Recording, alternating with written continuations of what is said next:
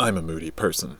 I know this because I've taken all these free Myers-Briggs personality tests, and it told me I'm not only an INFP, but a turbulent one. So I agonize over every little issue that means anything at all to me, and I get moody. Real moody about whatever the nonsense du jour is. On the other side of the token, I love being in a space of thick, heady contemplation that is totally in the moment. So watching a movie that communicates with dense moodiness is me to a T. And the director Jean Rollin is great at that. The film he directed called Fascination is exemplary, thick, drizzled mood with emotional spikes sprinkled all over. Come check this out with me on this episode of Movies from the Deep.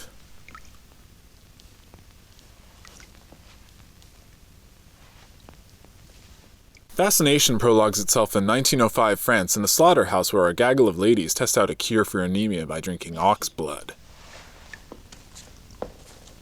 Il faut vraiment boire beaucoup, tout un verre. Mais oui. It cuts to a disconnected tangent where a bunch of bandits with questionable fashion attire are on the run with a bag of money. Mark, who's the worst offender in the I can't dress myself category, yanks the money and the woman away from the thieves as they limply watch. Je vous quitte. J'emmène la petite avec moi en otage. Ne cherchez pas à me rejoindre. Doesn't matter because she escapes and he flees away to a nearby castle so he doesn't get shot. But then we get a caressing camera pan with some spooky music and some weirdos hanging out the window.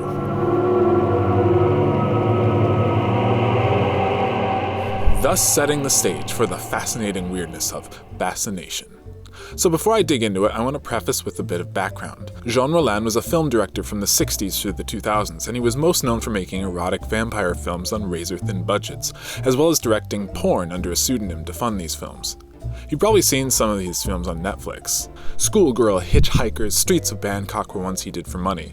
Passion ones, such as Lips of Blood and the one I'm covering, Fascination, also showed up on the services at one point. Rollin is known for being an interesting artist, but one who had a difficult time bringing his ideas to fruition, and this shows up at every point of his output. First off, we have the setting, which I'm sure you've noticed by now. It's this old Gothic castle. It has a moat, that's awesome. And it's what keeps Mark there. He can't escape because there is only one entrance, but fuck Mark, I don't want to talk about him right now.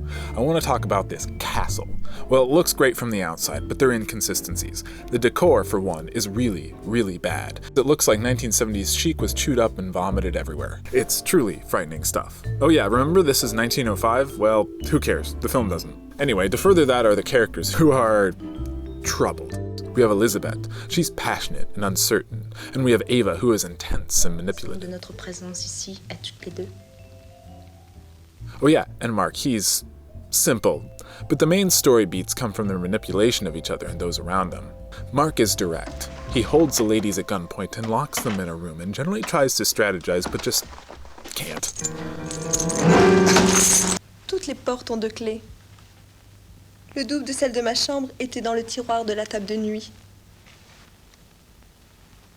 But he's cocksure enough it never gets to him. La comédie est terminée?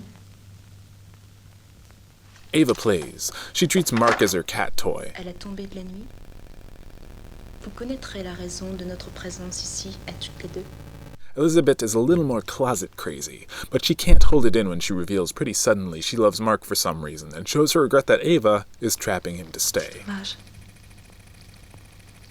Il me semble que j'aurais pu t'aimer. This dynamic is what fuels the forward narrative drive of the story, though, despite some weird character transitions. So next, we have the editing. It's at least a little incompetent.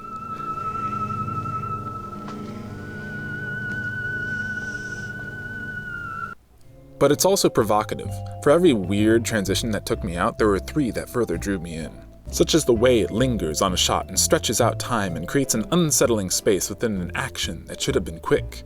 It leans the focus on the individual moments rather than the story as a whole, and intentional or not, it helps contribute to creating a space where something can take a strange turn at any single moment in the story.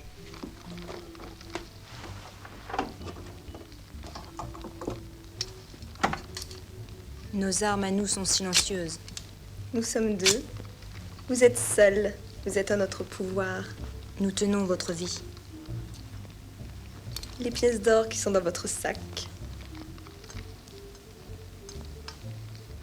All 3 of those contribute to mood in an important way. They all stem from a sense of isolation.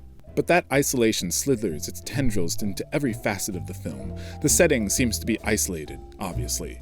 The characters don't seem to be properly socialized, but even the whole movie seems to be made exclusively on its own terms. It walks its own pace, it beats its own drummer, and it makes a fool of itself by just being its own darn charming self. But that charm leads somewhere else. It doesn't stay at just strange, but it leads to darkness. Literally. That's when the leader of the cult shows up and our main boy gets officially inducted into a coven of uncertainty. She has a statue-like quality to her, cold, icy, and with the piercing gaze of a person who's willing to take something no one wants to give.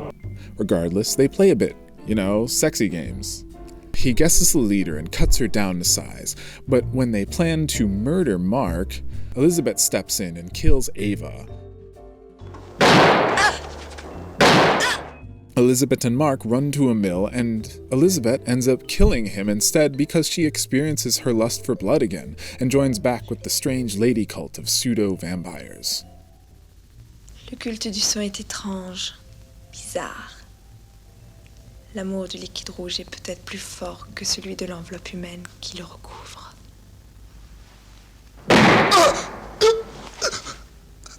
You could call that depressing and nihilistic, but you could also just call it a fun exercise of breezy narrative aesthetics. After all, with credits, the film is only 79 minutes long. The experience that most sticks out to me is when I first saw it on Netflix. I was looking for something cheap, dumb, and fun. What I got was more than that.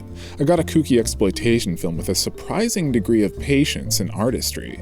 I was enamored. But then the next time I watched it, I was thinking it was a masterpiece or something, and all I could see was its faults. I felt let down. Then I saw it again with more tempered expectations, and what I saw was the acting, Ava's volatility, Elizabeth's inconsistency, or Mark's straightforward attempt at machismo. But what I was expecting to pay attention to was the ambiance, the music, the location. So again, my expectations were subverted. The fun of this film is very much rooted in its idiosyncrasies, but there are literally so many of them, and each is much greater than the sum that it forms somewhat of an enigma of a movie. It walks this jagged razor wire line between artistry and schlock, between greatness and trash. And it's seared into my brain, but so many things about it feel transient.